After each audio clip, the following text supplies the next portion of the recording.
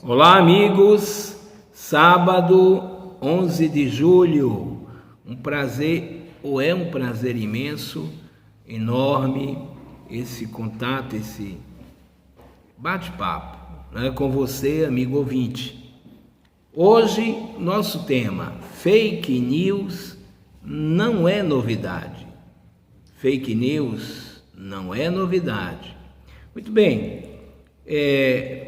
Deixa eu fazer alguns agradecimentos, porque posso esquecer ou esquecê-los no fim, pedindo para que acionem, né, o nosso canal, para além do óbvio, o sininho, né, para que você possa participar mais diretamente. Inscreva-se, como se diz, né, na linguagem desta ferramenta, né? Muito bem.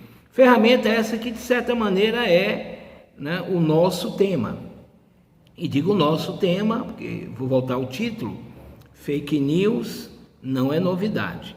Primeiro, por que a fake news não é novidade? Por que eu trago, né, ou repito o que muita gente diz?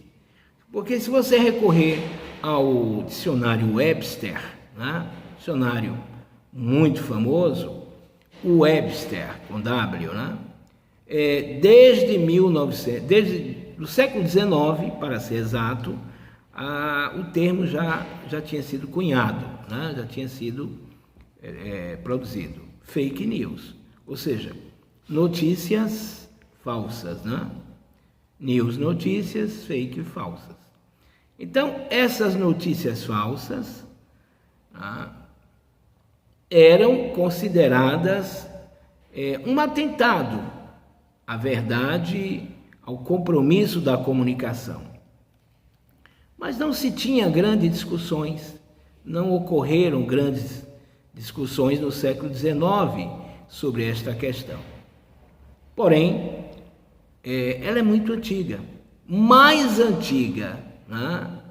E a sua raiz num estudo sociológico, psicológico, filosófico, decorre da ideia de transgressão da verdade.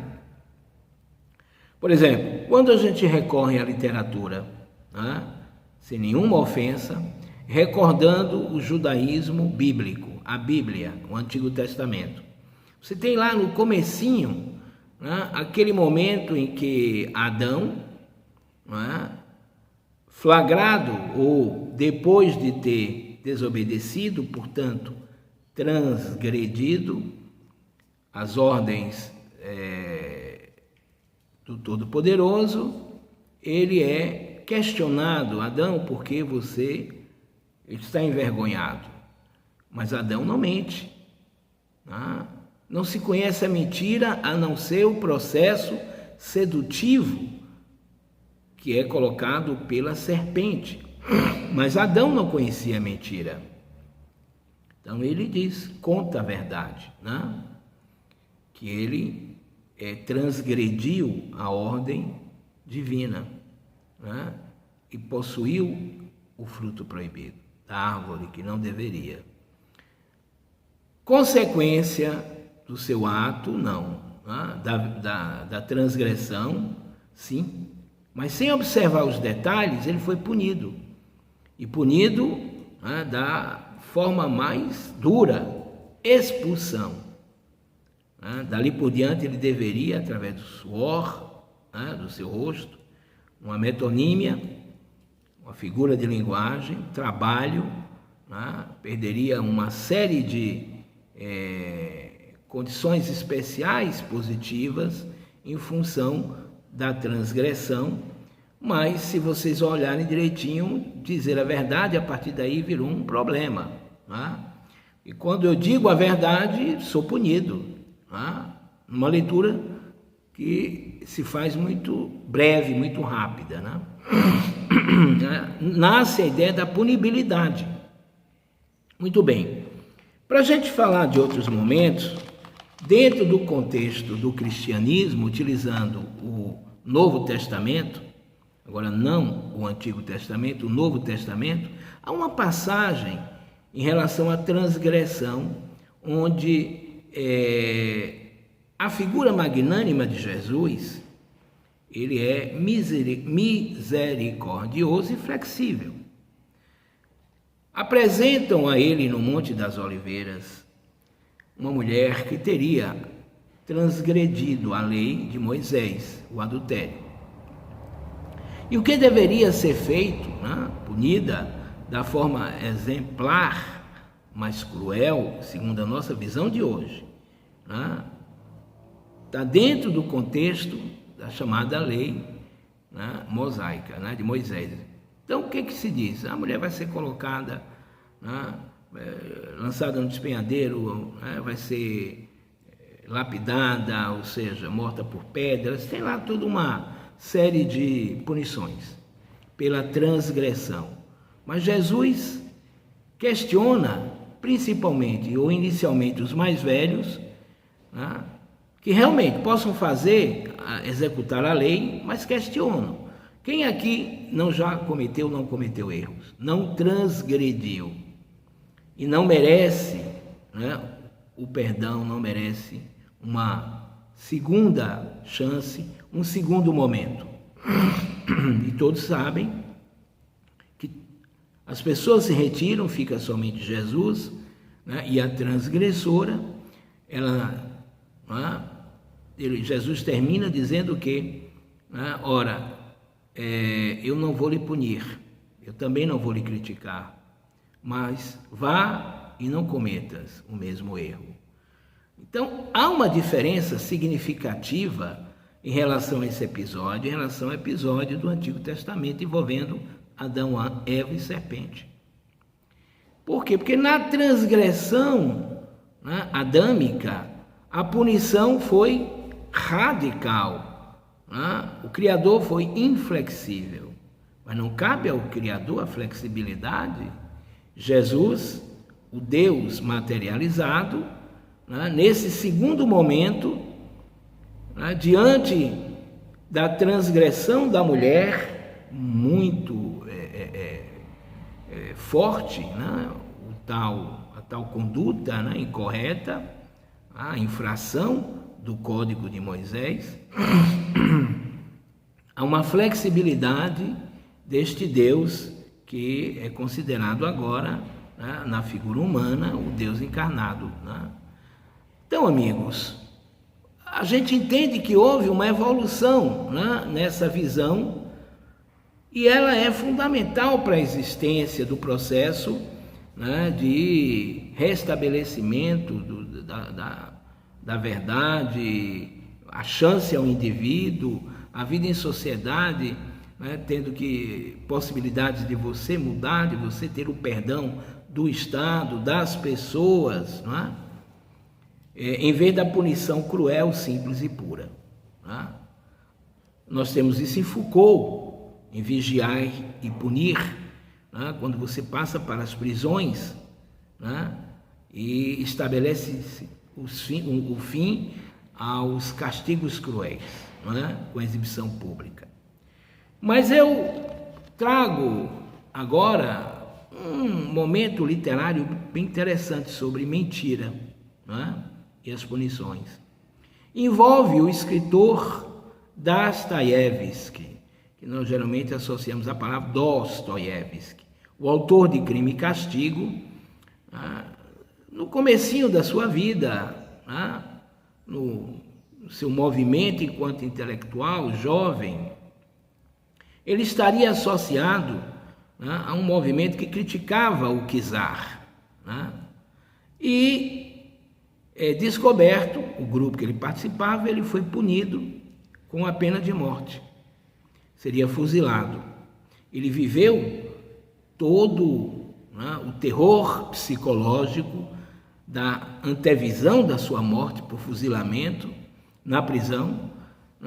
O dia chegou da execução, mas, aqui um parênteses, as autoridades já sabiam que o czar tinha comutado a pena para trabalhos forçados, modificado a pena.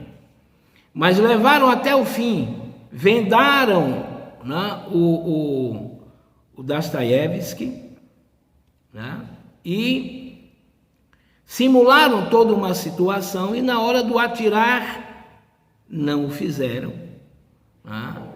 E aí é tirado à venda e é dito a ele que houve uma comutação de pena. Uma mentira anterior, porque já se sabia da comutação. E o nosso amigo Dostoiévski transforma isso em fato literário. Então a questão de como lidamos com transgressões, com verdades, com mentira, a sua anteposição, ela é muito antiga, na nossa ocidentalidade. Os orientais sempre foram muito radicais. Confúcio costuma utilizar de algumas frases, que nos lembram a postura ética de hoje, de admoestar quem utiliza da mentira, da falsidade, da ideia falsa, da fake news atual. E por fim, depois destas situações, nós vamos lembrar as narrativas infantis.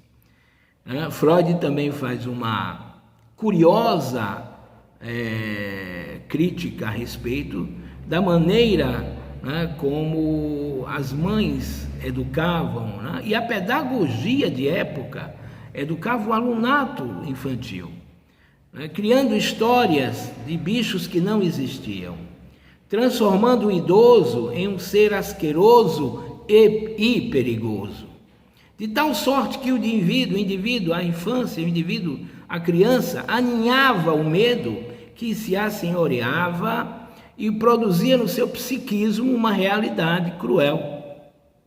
E este indivíduo, no processo de formação do adolescente, do adulto, carregava esta lembrança, esta memória, e, enfim, acabava criando seus vilões. Então nós temos aí uma pedagogia oficial, e um cuidado doméstico, familiar, amoroso, equivocado. E essa crítica é feita hoje. Ninguém mais canta aquela música Boi, boi, boi da cara preta, pega esta criança que tem medo de careta, e você está ali no breviário momento entre o torpor do sono e o sono, praticamente. Imagine, não tem como dormir. Imagine, você está aí, amigo, e alguém começa a cantar Boi, boi da cara preta, pega esta criança. Mas tem também aquela história muito bonitinha que você conta, para a criança desenvolver a sua afinidade, pelos animais. Atirei o pau no gato, mas o gato não morreu, Teotó. Ou seja, além de você imolar um gato, além de você causar um dano físico ao gato, você deixa a mensagem da música que, mas o gato não morreu, então atira de novo, melhora a pontaria. Então nós temos aí uma certa crudelidade sociológica na linguagem, que virou um mecanismo atávico. A formação social da mentira, que também foi validada nos textos teatrais,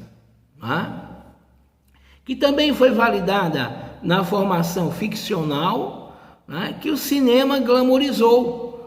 Então o sujeito sai da Terra, vai para um planeta que já tem edifícios mil, toda uma estrutura social, com bichos verdes, com antena na cabeça, e aí muita gente desautoriza qualquer ilação, questionamento a respeito de vida em outros óbices, em outros planetas, porque nenhum marciano chegou até aqui. A gente nunca viu nenhum bichinho de antenas na cabeça, de uma barriga protuberante, e nádegas dando nós, enfim, aqueles famigerados, as famigeradas figuras, como nós nunca as encontramos, porque elas fazem parte do imaginário, do ficcional, não tem vida em outros óbices, em outros planetas. Isso emana até hoje. Porque o que é vida? Nós temos a pandemia atual, a doença que a gente chama de Covid-19, né? E o agente patogênico, aquele que causa a problemática, a patologia, a doença, não é vida, né? Pelo menos segundo a teoria celular, né? Esposada pela dupla, um botânico e um zoólogo, né? Até hoje a gente defende a ciência, pelo menos a ciência dos bancos de escola, né? Quando a gente vai para a universidade, no andar de cima, a discussão é outra, a gente avança para discussões mais fortes. Mas eu ouço muito, é um momento de ouvir algumas pessoas que não desautorizam, né, um velho credo, né, e diz que vamos matar o vírus. Como é que você mata aquilo que não é vida? Né? Se você disser assim, vamos impedir que o vírus no organismo encontre uma célula, inocule o seu ácido nucleico, DNA ou RNA, né? E a posteriori ela eclode, elabora diversos vírus, e aí você tem, né, progressivamente, né, uma quantificação de vírus, de veneno, como em latim vírus significa. Então, de qualquer maneira, a gente tem inclusive uma espécie de mentira, né, porque sabem que é mentira, que não se mata vírus, né?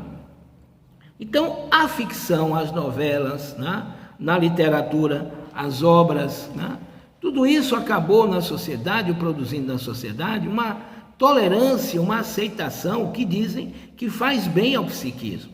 Tá?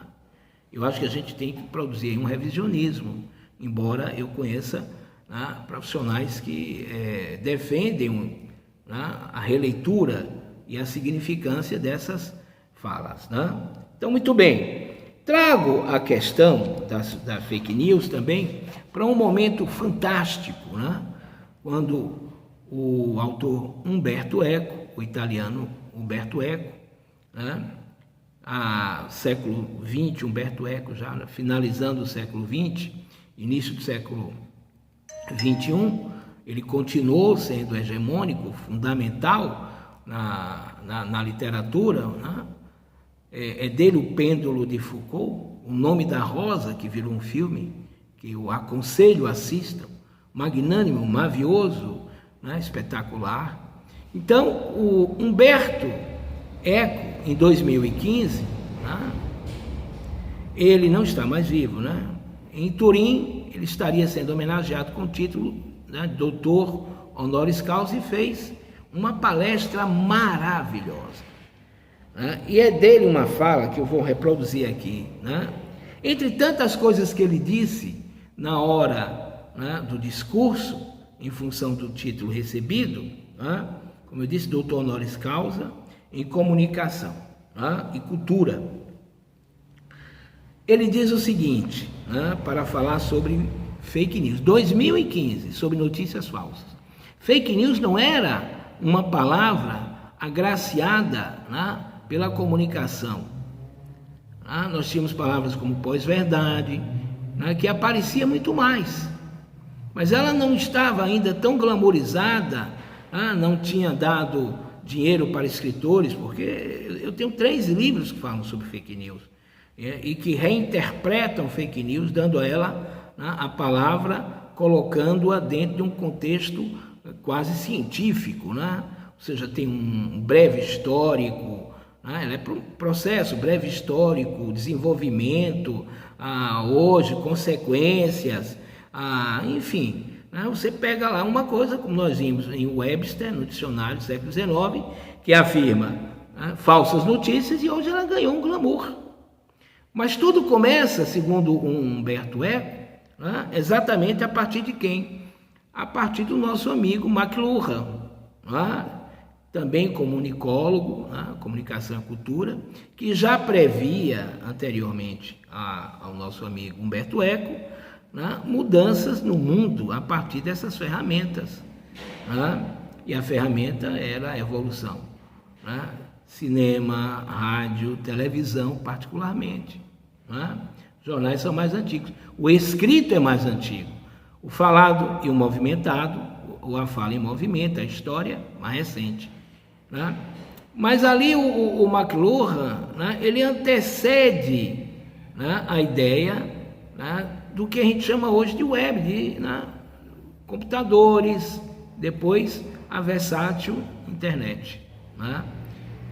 Então, o McLuhan é o primeiro a falar sobre aldeia global, né? Ele cita esse conceito, aldeia global, ou seja, os meios de comunicação, né, estariam unidos, reduzindo o mundo a uma aldeia, né, ligando todos os continentes através do telégrafo, através do telefone, mais tarde lá a escrita, o rádio, a televisão, né? E hoje, não era época, o aparelho existia na época, chamada internet, possibilitando a pleiade de, né, relações, essa teia chamada relações sociais, né, de uma aranha chamada, por exemplo, fake news.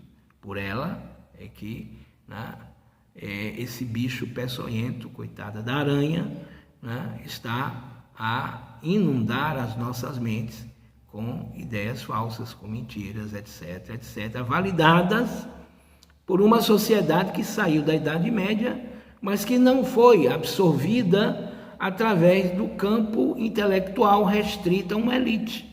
As universidades, praticamente na Europa, que nascem no meio e no fim da Idade Média, né, elas se encastelam e viram exatamente particularidades para alimentar o sonho de uma pequena elite.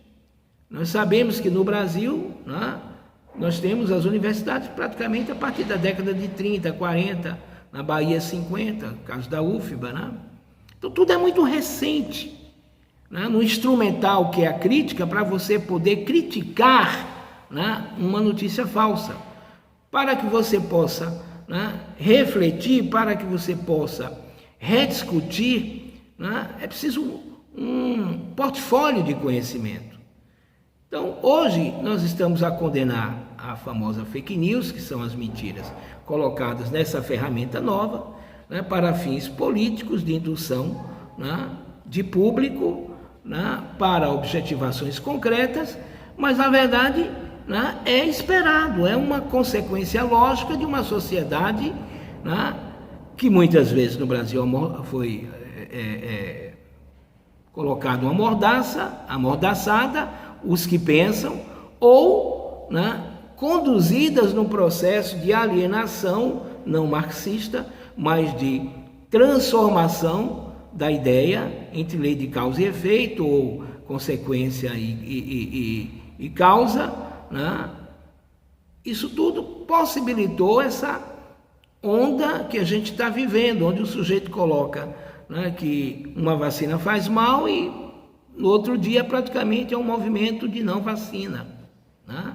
A Terra não é mais esférica, embora, né, Ptolomeu tenha sido negado por Nicolau Copérnico, né, que Galileu asseverou matematicamente, que Newton assegurou-nos através da sua, né, hermenêutica, na sua interpretação e aprofundamento científico. Nada disso é validado, porque o sujeito chega lá, e se ele é Olavo de Carvalho, e se, né, no momento aquele grupo está no poder, porque fake news tem muito a ver com poder.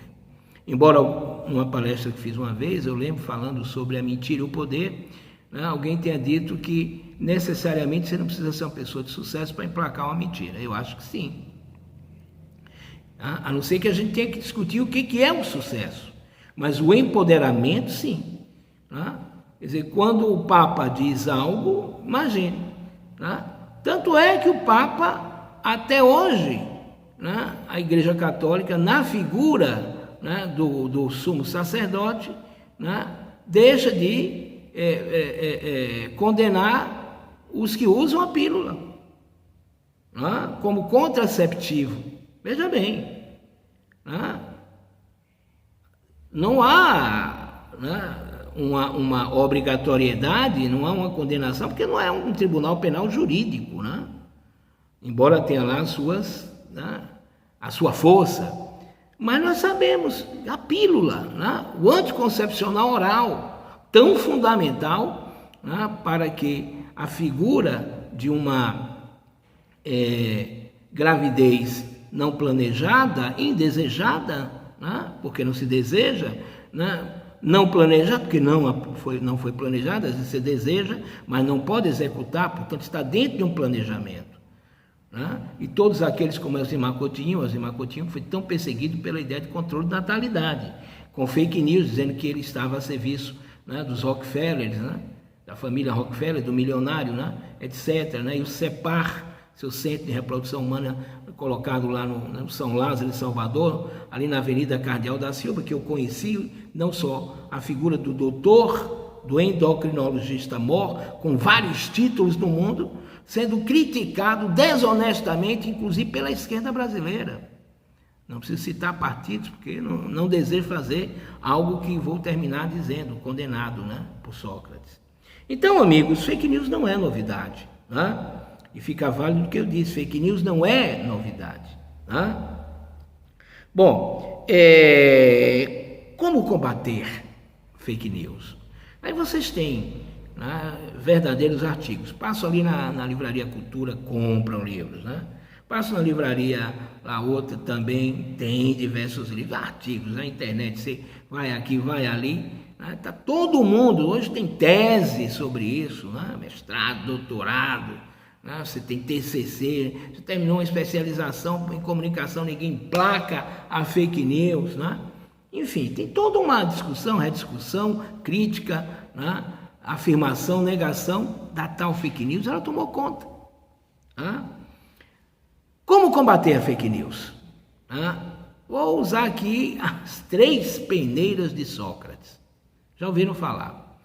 O sujeito chega até o filósofo Sócrates e diz: Sócrates, eu vim trazer-lhe uma fala de um amigo teu. Né? Eu quero contar algo que está sendo dito a boca miúda, graúda já. Aí Sócrates, não, espera aí. Você passou o que você vai trazer, né, do que está sendo dito deste amigo.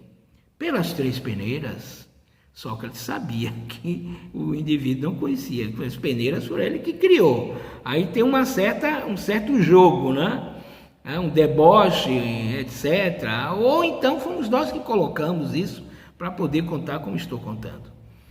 Ao que o amigo disse, não, eu desconheço essas peneiras, ó grande Sócrates. Então a primeira peneira, amigo, né, chama-se peneira da verdade. Você checou, constatou, analisou, foi buscar, escrutinou, enfim, tem certeza que é verdade o que você vai me contar? Não, Sócrates, eu não tenho. Eu não fiz esse périplo, não fiz essa exatidão, esse caminho, esse cuidado, né, para asseverar, para negar, e não. Bom, mas vamos lá. Eu vou lhe dar a segunda peneira. A peneira daquilo que eu chamo de bondade. Sabe por quê? O que você pode trazer pode ser verdadeiro. Mas as consequências, talvez, né? Mas se é verdadeiro e não me atinge, mas talvez eu fique chateado com meu amigo, isso poderia gerar ferir. Ele disse em off, ele disse para alguém, não teve o direito de resposta. Então seria um ato bondoso que você calasse, né? Já que não me destrói, não me conduz a uma situação negativa, não me afeta, né? E diminui o meu poder de realidade, de existência. É a segunda peneira. Mas tem a terceira peneira, se a verdade existir e se, né, de fato, a bondade puder ser excluída. Qual é, Sócrates? O que você me traz é útil.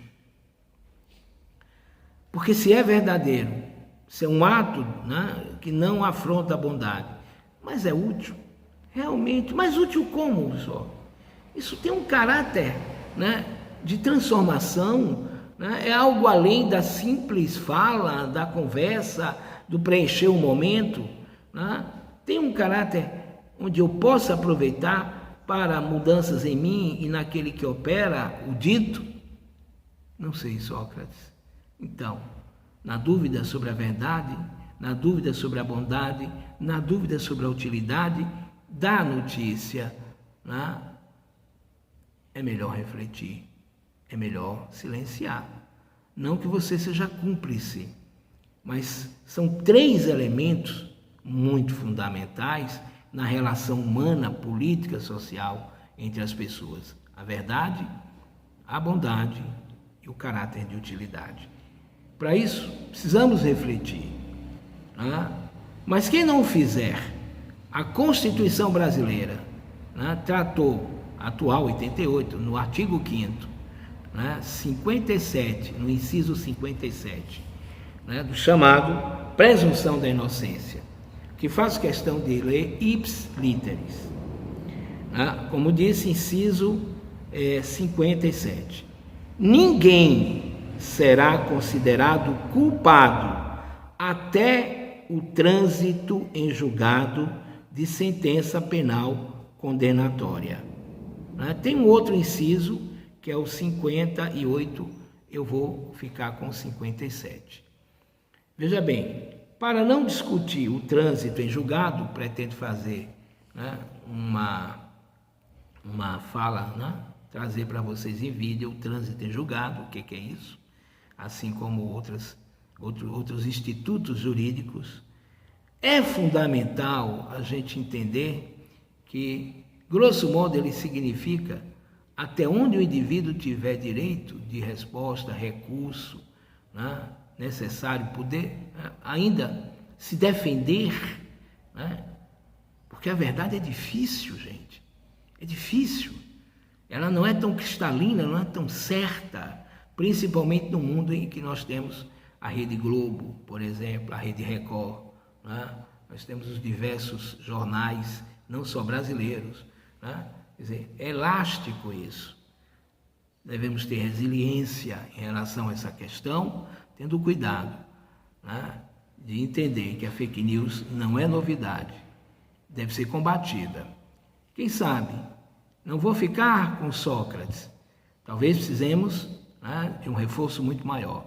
Aí poderemos recorrer à nossa Constituição Federal, dando ao indivíduo presunção de inocência e direito de resposta. Bom fim de semana, até quarta-feira na nossa live. Saúde sempre.